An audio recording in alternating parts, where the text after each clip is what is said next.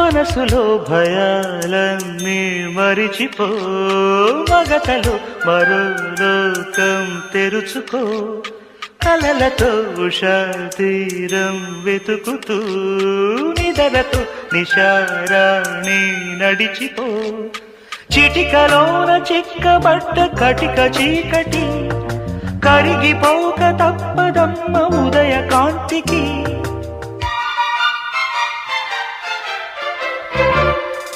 జామురాతిరి జాబిలమ్మ జోల